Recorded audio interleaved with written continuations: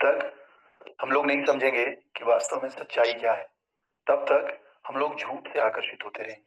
उदाहरण के लिए, किसी के पिताजी ने उसको थार खरीद के दे दी, महंगी गाड़ी खरीद के दे दी, वो गाड़ियों में घूम रहा है, अच्छे अच्छे कपड़े पहन रहा है, तो हमको लग रहा है कि ये इसी ने मेहनत करके कमाया है ना, लेकिन वास्तव में तो उसके पिताजी ने दिया है। तो तब तक हम उस व्यक्ति से आकर्षित होते रहेंगे, लेकिन जिस दिन पता चलेगा कि इसने तो चवन्नी भी इसमें लगाया नहीं, ये तो सब इसको उसके पिताजी ने दिया है ना, और तब जो है आपका भ्रम मिटेगा, तब जाकर के हम समझ पाएंगे कि ये सच्चाई है। उसी प्रकार से ब्रह्मा जी कह रहे हैं कि भैया, जब तक कोई परम सत्य भगवान श्री कृष्ण को नहीं पहचान लेता है, तब तक वो मेरे कार्यकलापों से मोहित होता रहता है। निश्चित रूप से वो सोचता है मैं ही सब कुछ हूं, लेकिन वास्तव में मेरे से ऊपर सुप्रीम पर्सनालिटी भगवान श्री कृष्ण विराजित हैं, जिनकी प्रेरणा के स्वरूप ही मैं क्या करता हूं, ये सृष्टि करता हूं, है ना। तो आज का जो श्लोक है, आगे ब्रह्मा जी कंटिन्यू कर रहे हैं, है ना। क्या कह रहे हैं ब्रह्मा जी? ब्रह्मा जी कह रहे हैं, ये न स्वरोचिता विश्वम रोचितम रोचयाम्यहम्, यथार्को अग्निर्यथा सोमो यथर अक्षग्रह तारका।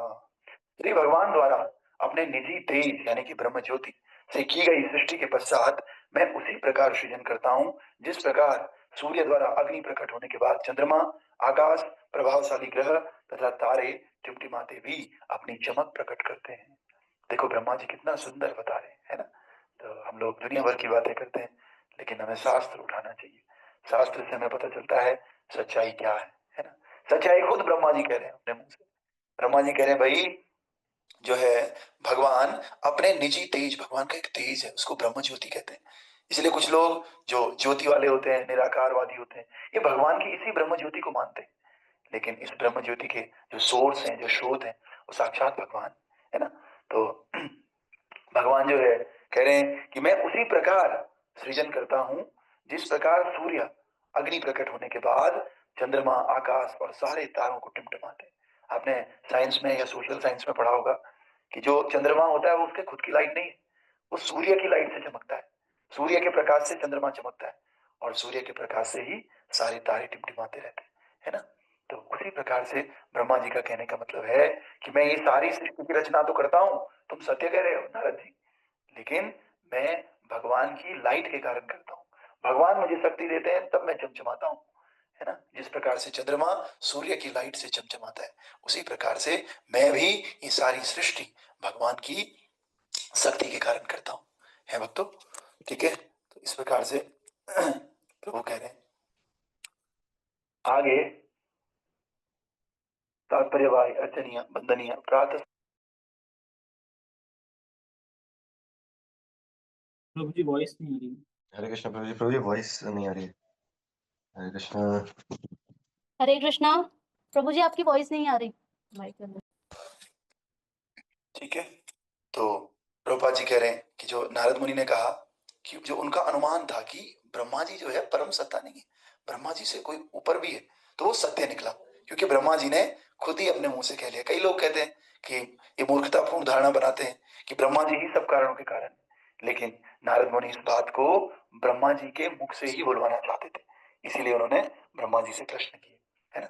और लेकिन जिस प्रकार राज्य के सर्वोच्च न्यायालय का निर्णय अंतिम होता है, उसी प्रकार ब्रह्मांड की सर्वोपरि सत्ता ब्रह्मा का निर्णय ज्ञान प्राप्त करने की वैदिक विधि के अनुसार अंतिम था। तो जो लोग बोलते हैं उनके लिए नारद जी ने कहा चलो ब्रह्मा जी से ही पूछ लेते हैं, है ना। नारद जी को तो सब कुछ पता है, लेकिन हमको बताने के लिए वो लोग ऐसा कर रहे हैं। इसलिए हम सबको शास्त्र पढ़ना चाहिए, शास्त्र पढ़ करके हमें सच्चाई पता चलेगी। वरना जैसे ब्रह्मा जी कह रहे हैं कि लोग ऐसे ही भ्रमित होते रहते हैं। पिछले श्लोक में जो ब्रह्मा जी ने कहा कि भाई, कि लोग जब तक परम सत्य के बारे में नहीं जानते हैं ना, वो भ्रमित होते रहते हैं।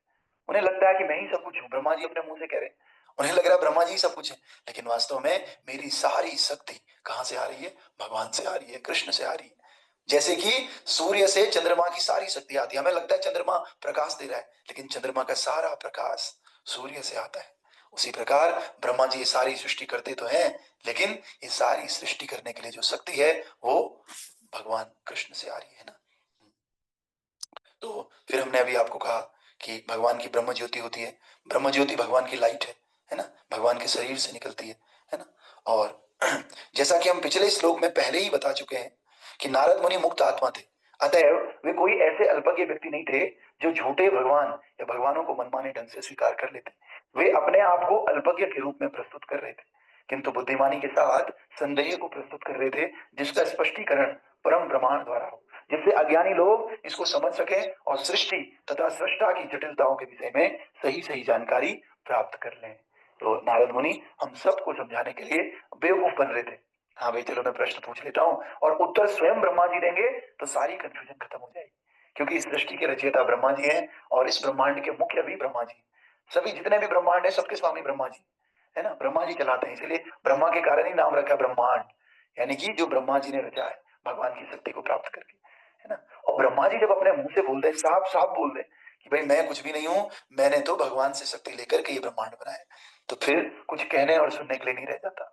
तो इस श्लोक में ब्रह्मा अल्पज्ञों की गलत धारणा को स्पष्ट करते हैं और पुष्टि करते हैं कि वे विश्व की विविधता का सृजन भगवान श्री कृष्ण के प्रकाशमान तेज द्वारा उत्पन्न की गई सृष्टि के पश्चात करते हैं। ब्रह्मा ने अलग से भी यही बात ब्रह्म संहिता में कही है, यहाँ देखो भागवतम में भी कही है और ब्रह्म संहिता में भी यही बात ब्रह्मा जी ने कही है।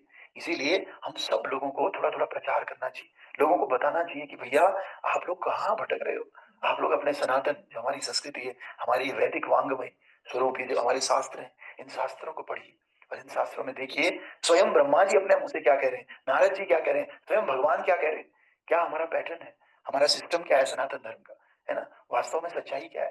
तो सच्चाई क्या है, ब्रह्मा जी ब्रह्म संहिता में बता रहे हैं 5वें अध्याय के 40वें श्लोक में क्या बता रहे हैं, यस्य प्रभा प्रभवतो जगदंड कोटि कोटि स्वशेष वसुधादि विभूति भिन्नम तद ब्रह्म निष्कमलमन्तमशेष भूतम गोविंदमादि पुरुषम तम अहम भजामि, गोविंदमादि पुरुषम तम अहम भजामि।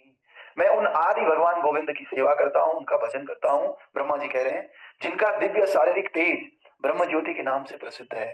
तो कई लोग ज्योति ज्योति वाले होते हैं ना, कि हम ज्योति में ध्यान लगाते हैं, वो ज्योति कुछ और नहीं, वो भगवान से निकला हुआ प्रकाश है, उसको ब्रह्म ज्योति कहते हैं, जो असीम अगाध तथा सर्वव्यापी है।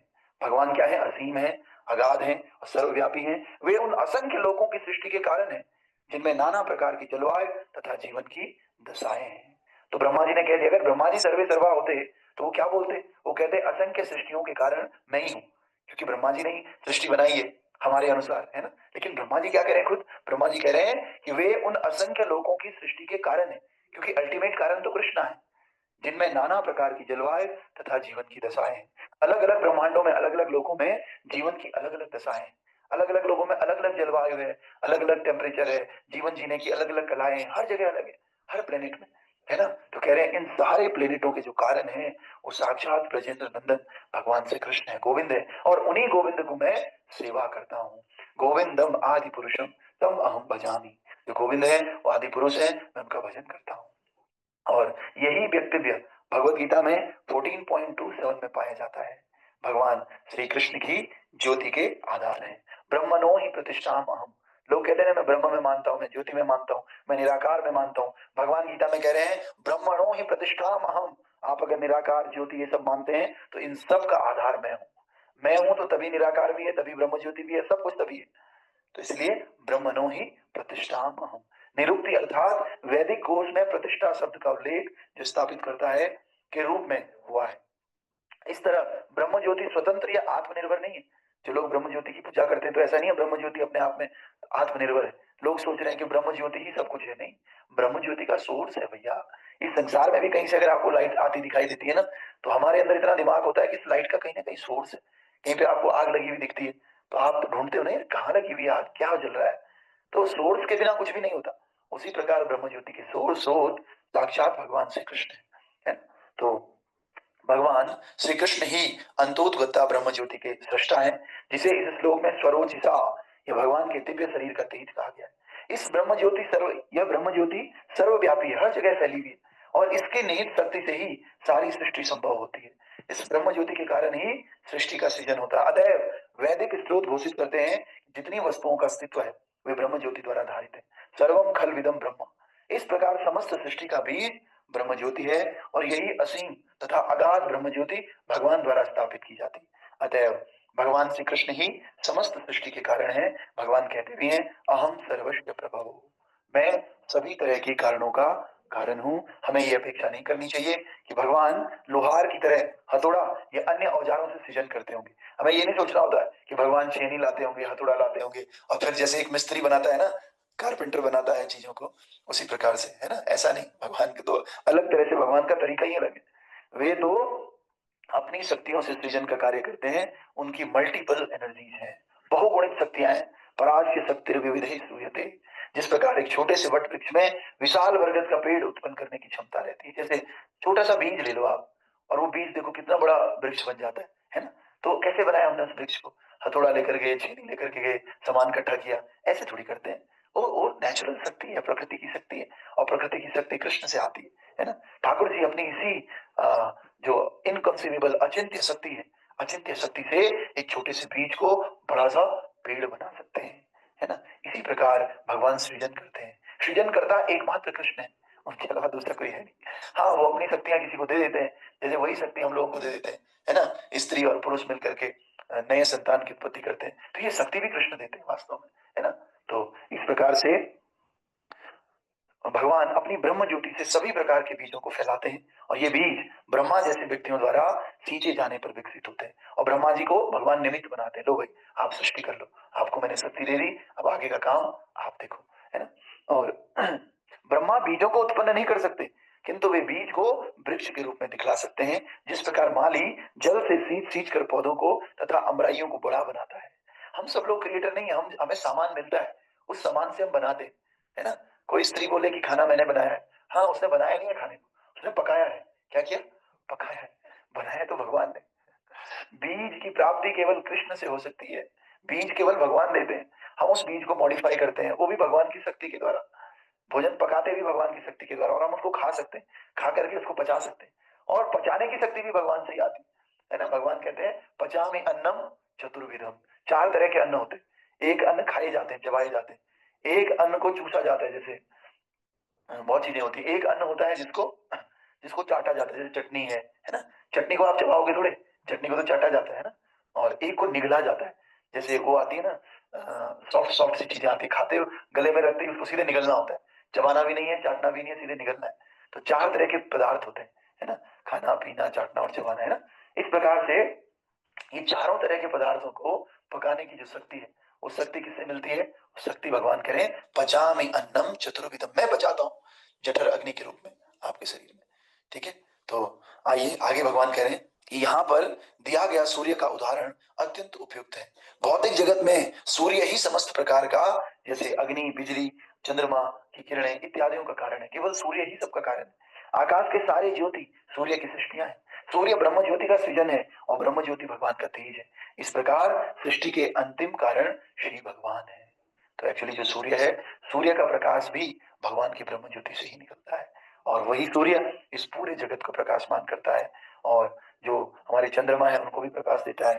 जितनी भी अग्नि, जितनी भी वस्तुएं, सब सूर्य से निकलती है ना। सूर्य अगर ना हो तो फिर ये संसार में जीवन संभव नहीं है ना। इसलिए ये सूर्य सब चीजों का कारण है, और सूर्य का कारण कृष्ण है। ब्रह्म संहिता में बताया गया है कि सूर्य भगवान के नेत्र है। भगवान के नेत्र से जो एनर्जी निकलती है वो सूर्य में जाती है, और सूर्य उस एनर्जी को सारे संसार में प्रेषित करता है, ठीक है। तो आप सभी भक्तों का बहुत बहुत स्वागत, धन्यवाद।